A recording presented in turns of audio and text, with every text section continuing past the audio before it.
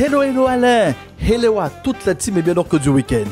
Hello chers auditeurs, chers internautes de la chronique Bonne Nouvelle.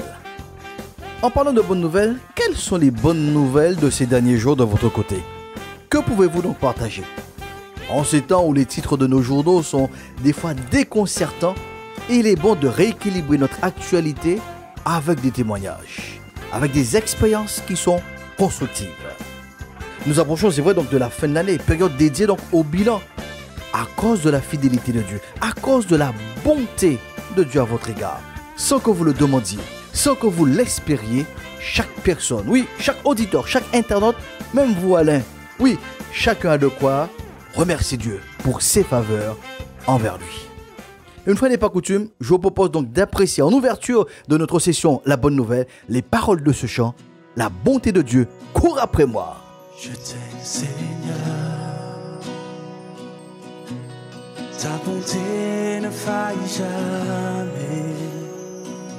Tous les jours, tu me tiens dans tes mains.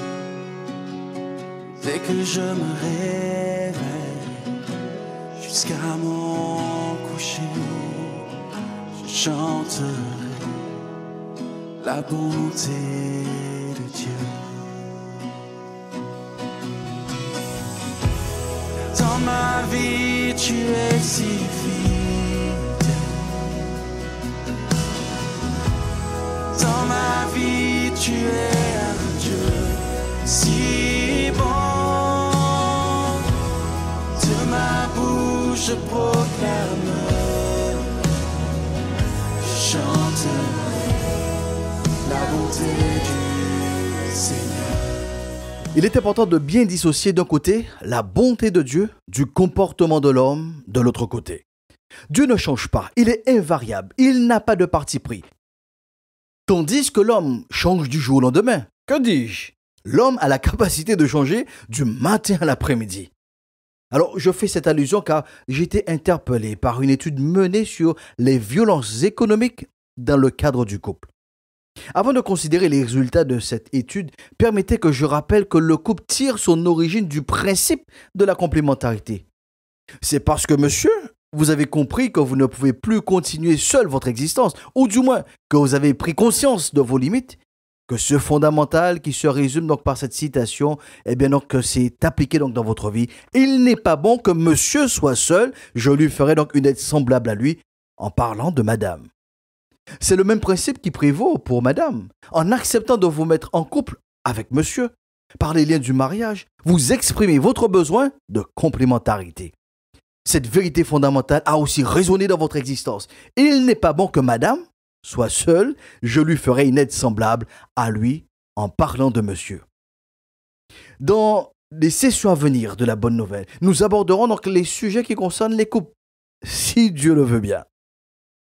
Mais en attendant, durant cette semaine, la rédaction donc de la radio a proposé de revenir de manière plus détaillée sur l'information majeure du 6 novembre dernier, où pour la 8e fois, la newsletter Les Glorieuses mettait donc en avant à travers un calcul basé sur des statistiques européennes l'inégalité de salaire entre hommes et femmes en France. Pour un rappel, juste, je citerai donc des extraits du papier du 15 novembre de la journaliste Élodie Soupama.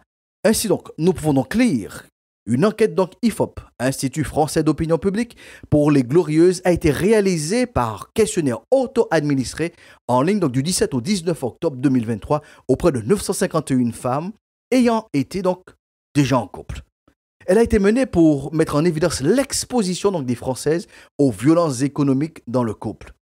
Il en résulte qu'une femme a 2 fois plus de chances d'être victime de violences économiques conjugales si elle gagne un salaire beaucoup moins important que son conjoint. Les violences économiques, écoutez bien donc la définition. Les violences économiques conjugales se définissent par un contrôle, un appauvrissement ou un manque à gagner qui peuvent aller jusqu'à la dépossession totale des moyens d'autonomie financière des femmes, indique donc la newsletter Les Glorieuses. Fin de l'extrait de ce papier. Lors de notre dernière session, Bonne Nouvelle, je faisais donc part de ma participation à une table ronde sur le harcèlement moral et le harcèlement sexuel au travail. Un premier élément qui m'a frappé, c'est que 3/4 de l'assistance était féminine, avec 3 intervenantes. Le deuxième élément qui m'a interpellé, c'est que les auteurs de ces harcèlements étaient masculins. Alors, trouvez l'erreur. La singularité de la chronique Bonne Nouvelle, c'est qu'au milieu des drames, au milieu des épreuves, au milieu des problématiques, il y a de bonnes nouvelles qui s'appliquent. Par bonnes nouvelles, nous entendons les principes, les vérités qui contribueront à la meilleure version de vous-même, à une meilleure saison dans votre destinée. Chers amis auditeurs, hommes, laissez-moi avoir un cœur à cœur avec vous. Parlons d'homme à homme. La première bonne nouvelle pour vous, messieurs, pour nous les hommes, c'est que le Dieu créateur a donné à l'homme, mâle, la mission de tout gérer, dont sa famille. La deuxième bonne nouvelle, c'est que le Dieu de la vie est le premier à avoir fait le constat que l'homme ne devait pas rester seul. L'homme mâle avait, l'homme mâle a, et l'homme mâle aura toujours besoin d'une aide. C'est pour cette raison que la femme a été créée. La troisième bonne nouvelle, Dieu a pris donc une cote. Le Dieu créateur a pris donc une cote de l'homme pour créer la femme. Et comme quelqu'un le faisait si bien remarquer, Dieu n'a pas pris la tête pour que la femme soit au-dessus de l'homme. Dieu n'a pas pris le pied pour que la femme soit la serpillière de l'homme. Il a pris une cote pour que l'homme puisse avoir la femme à côté de lui, qu'ils marchent ensemble de même part. C'est sur cette base que Saint Paul affirmera en Éphésiens 5. Quant à vous, Marie, que chacun de vous aime sa femme comme Christ a aimé l'Église. Il a donné sa vie pour elle afin de la rendre digne de se tenir devant Dieu après avoir purifié par sa parole comme le bain nuptial. Il a ainsi voulu se présenter cette Église à lui-même, rayonnante de beauté sans tache, ni ride, ni d'aucun défaut, mais digne de se tenir devant Dieu et irréprochable. Voilà comment chaque mari doit aimer sa femme comme si elle était son propre corps. Ainsi, celui qui aime sa femme s'aime lui-même, car personne n'a jamais haï sa propre chair. Au contraire, chacun la nourrit et l'entoure de soins. Chers amis auditeurs, messieurs, monsieur, une fois de plus, je vous rappelle que la domination a été donnée pour maîtriser les éléments de la nature qui ne sont pas de la même nature que l'homme, donc son prochain. En aucune manière, un homme ne peut exercer une pression morale sur son semblable. En aucune façon, le mari, sous couverture d'être le chef du foyer, il ne peut se prévaloir d'être supérieur à la femme. Le facteur aggravant dans les violences économiques, c'est la place de l'argent dans les relations humaines. C'est toujours l'apôtre Paul qui nous rappelle que l'amour de l'argent est la racine de tous les maux. Les statistiques le démontrent bien. Le baromètre utilisé pour ce sondage prend en considération 24 situations possibles, réparties en 3 catégories. Troisième catégorie, protégez-vous. Demandez de l'aide. Quand, par exemple, il bloque votre carte bancaire sans vous le dire. Demandez de l'aide quand il ne paie pas ou ne paie plus la pension alimentaire. Demandez de l'aide quand il s'oppose à ce que vous preniez un travail. Demandez de l'aide quand il contracte des dettes en commun sans vous le dire. La deuxième catégorie de ce baromètre dit vigilance, dites stop. Il y a de la violence conjugale quand il s'oppose à ce que vous occupiez un poste mieux rémunéré que le sien. Quand il dépense pour lui de l'argent consacré au foyer, aux enfants. Quand il insiste pour que vous fassiez un 50-50 sur le budget alors qu'il gagne plus que vous. Quand l'argent fait perdre l'essence de l'amour, quand l'argent ne contribue plus à la construction du couple et de la famille, cela veut dire que l'argent est devenu le maître du foyer. Chers internautes, messieurs, monsieur, je vous invite à revenir à des vérités simples. Quelles que soient les économies que vous pouvez faire, quelle que soit la richesse accumulée, quand vous êtes rattrapé par la maladie par exemple, quand vous êtes alité, couché, c'est bien une tierce personne dont vous avez besoin.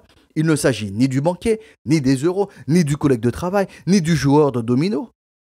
Il est plus que certain que c'est la femme que vous méprisez, la femme que vous dévalorisez, la femme que vous humiliez, à cause de l'argent, qui se retrouve à votre chevet comme votre infirmière à domicile. L'argent ne répond pas à tout. Par contre, la femme est une aide inestimable. Messieurs les dominateurs, messieurs les malcrabes, messieurs les harceleurs, vous avez besoin de changer votre regard sur vous-même. Vous avez besoin de changer votre regard sur la femme et singulièrement sur votre conjoint, singulièrement sur votre compagne. Le Christ est celui qui est le mieux habilité à vous accompagner dans cette transformation. Il est l'exemple, il est le modèle de la douceur de la bienveillance. Avec humilité, rencontrez celui qui est humble de cœur. Plus qu'hier, la chronique Bonne Nouvelle veut contribuer à la meilleure saison de votre existence. C'est pour cela que nous poursuivrons donc cette mission dans une prochaine session. Nous poursuivons donc notre réflexion. Et spécialement pour vous, messieurs, nous proclamons sur votre vie, la paix de Dieu soit avec vous pour une meilleure saison.